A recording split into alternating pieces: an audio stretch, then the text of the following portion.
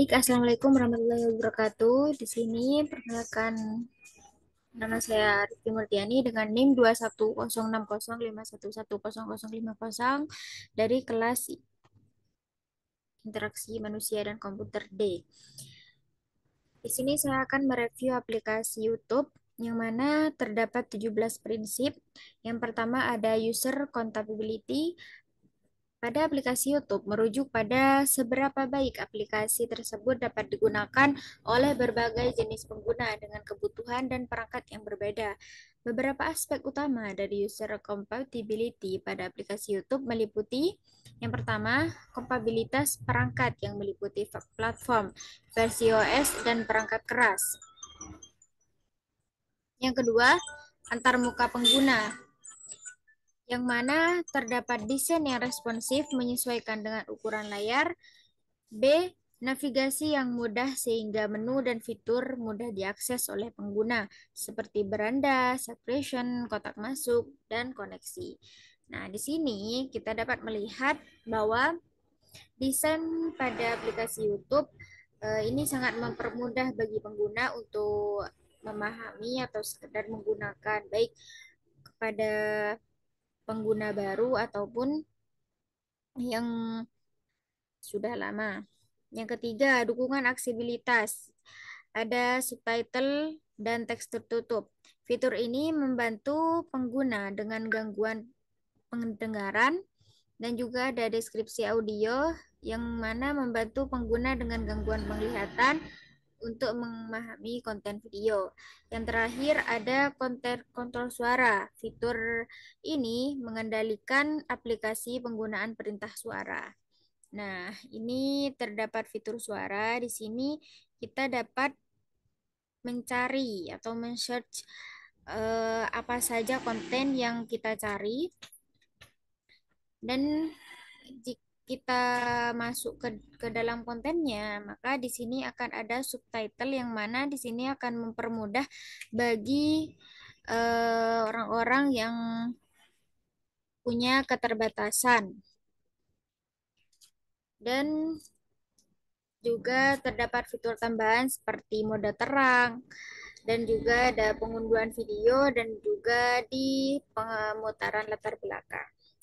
Nah, nanti di sini ini ada fitur yang dapat digunakan ketika kita sewaktu-waktu ingin mengubah dari mode terang menjadi mode gelap ataupun sebaliknya. Dan untuk fitur pada user accountability ini juga terdapat pada setelan atau pengaturan atau biasa disebut dengan setting. Yang kedua ada product compatibility. Product compatibility mengacu pada sejauh mana sebuah produk atau sistem sesuai dengan tujuan pembuatan, kebutuhan pengguna, dan kompatibilitas dengan perangkat lain atau sistem operasi. Pada aplikasi seperti YouTube ini mencakup bagaimana aplikasi tersebut mendukung berbagai perangkat seperti ponsel, tablet, komputer, dan juga smart TV. Sistem operasi seperti Android, iOS, Windows, dan format video. Yang ketiga ada text compatibility yang mana dalam aplikasi YouTube berguna bagi user untuk memudahkan dalam menonton video, mencari konten, mengunggah video, mengelola saluran, dan berinteraksi dengan komunitas. Contoh task compatibility pada aplikasi YouTube meliputi fitur pencarian. Nah, di sini terdapat fitur pencariannya dan juga terdapat menu samping. Nah, ini yang dimaksud menu samping dan juga ada player video. Nah, di sini dan juga ada komentar. Nah, ketika kita menonton video, maka kita akan berkesempatan untuk memberikan komentar terhadap konten tersebut. Dan juga kita dapat meng-like atau menyukai konten tersebut. Selain selain fitur like di sini juga terdapat share and subscription. Sedangkan prinsip yang keempat yaitu workflow compatibility. Workflow compatibility pada aplikasi YouTube mendukung pada pengguna biasanya menonton, mengunggah, mengelola, dan berinteraksi dengan konten seperti mempause atau melanjutkan kembali video tersebut. Dan juga ada fitur full screen jika kita ingin menonton video tersebut seluruh layar. Dan juga ada prinsip yang kelima yaitu konsistensi yang membantu user untuk memahami dan menggunakan aplikasi dengan mudah dan efektif seperti perubahan dalam warna icon, posisi menu, atau cara kerja tombol di berbagai bagian aplikasi. Yang keenam ada simplicity yang mana di sini merujuk pada prinsip desain yang berfokus pada membuat antarmuka pengguna UI yang mudah digunakan. Manfaatnya untuk meminimalisir gangguan seperti halaman video agar fokus tetap pada konten video tersebut. Manfaat lain juga mempercepat waktu loading dan respon aplikasinya. Yang ketujuh ada familiarity, yang mana familiarity ini merujuk pada kemudahan pengguna yang didasarkan pada pola-pola atau elemen-elemen yang sudah umum dikenal oleh user. Contohnya sebagai penggunaan icon like seperti tadi dan icon dislike jika kita menonton satu video saja, maka di situ terdapat fitur like atau dislike, subscribe, dan juga share yang dapat memudahkan pengguna untuk memahami fungsinya.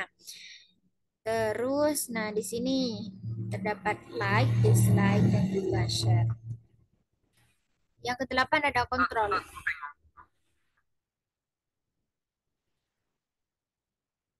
Pada kontrol di sini dirancang untuk memberikan pengguna kontrol atas pengalaman mereka dalam menggunakan platform tersebut. Contohnya seperti kontrol kualitas video dan juga filter konten dan pusat keamanan. Dan juga di pengaturan komentar itu ada pengaturan untuk mengontrol komentarnya, yang mana yang baik dan komentar yang tidak patut untuk di yang sembilan.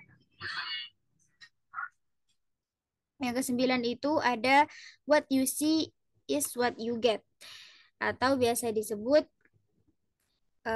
aplikasi tersebut mengacu pada pengalaman user yang melihat tampilan akhir dari konten video sesuai dengan apa yang mereka lihat saat mengeditnya. Yang ke-10 ada responsiveness.